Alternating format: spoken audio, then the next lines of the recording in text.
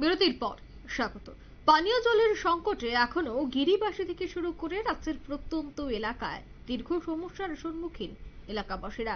বারংবার একাধিক অভিযোগ উঠলেও এখনো পর্যন্ত উদ্যোগ গ্রহণ করা হচ্ছে না, এমনটাই কিন্তু অভিযোগ করছে এলাকাবাসীরা। এবার অভিযোগ উঠে এসেছে তেলিয়ামুড়া মহকুমা অন্তর্গত কৃষ্ণপুর বিধানসভা কেন্দ্রে। জানা গেছে যে কৃষ্ণপুর বিধানসভা কেন্দ্রে ব্যাপক সংখ্যক জনজাতি এলাকায় বসবাস রয়েছে সাধারণ মানুষের, এবং সেখানে প্রায় দীর্ঘ কয়েক বছর ধরে তীব্র জল সংকটে ভুগছে। বিন্দুমাত্র বলতে দ্বিধা নেই যে সেখানে দপ্তরের গাফিলতির ফলে আজ তারা চরম দুর্ভোগের শিকার।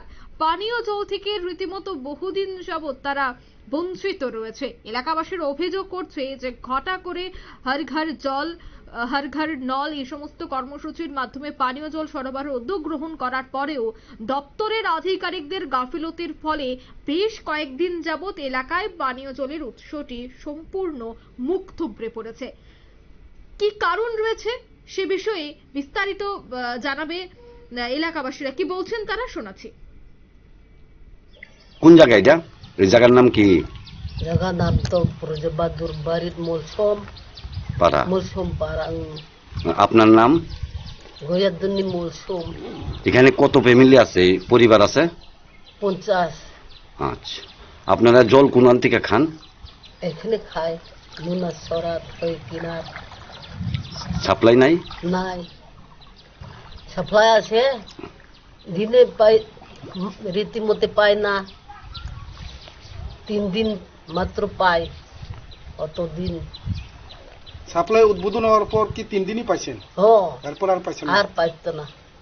এই ইদার থেকে আর জল আয় না? আয় না, নষ্ট হয়েছে। তাহলে আপনারা জল অক্ষণে কোন থেকে খাইতেছেন? তো সব সময় সারা দিন খাইছে সরার জল। আপনারা শুনলেন এলাকাবাসীদের অভিযোগ যে ঘটা করে পানীয় জলের উৎস নির্মাণ করার পরেও, উদ্বোধন করার পরেও বেশ কিছুদিন যাবৎ আবারও এই মেশিন বিকল হয়ে পড়ে বলে অভিযোগ করছে এলাকাবাসীরা। তবে কোথায় রয়েছে গাফিলতি? সরকার কোটি কোটি টাকা খরচ করছে, কিন্তু সেই টাকা খরচ করার পর, সেই টাকা ব্যয় করার পর বিশেষ করে আধিকারিকরা, দপ্তরের আধিকারিকরা, তারা তাদের কাজটা কতটা গুরুত্ব সহকারে করছে? যদি তারা তাদের গুরুত্ব সহকারে কাজটা করত, তবে আজ জল থেকে বঞ্চিত থাকতো না রাজ্যের গিরিবাসীরা। কৃষ্ণপুর বিধানসভা এলাকার এলাকাবাসীরা অভিযোগ, তীব্র জল সংকটে তারা বহু বছর ধরে ভুগছেন। ভেবেছিলেন যে এই জলের উৎসের মাধ্যমে তাদের বহু বছরের জল সংকটের কিছুটা হলেও নিস্তার ঘটবে, কিন্তু না, সে একই তিমিরে অবস্থা। আবারও জল সংকটে তীব্র আকার ধারণ করেছে এলাকায়। এখন দেখার বিষয়, এই সংবাদ সম্প্রচার হওয়ার পর কর্তৃপক্ষ কতটা নড়ে চড়ে বসে। নিয়ে নিচ্ছি ছোট্ট একটি বিজ্ঞাপন বিরতি, সঙ্গে থাকুন।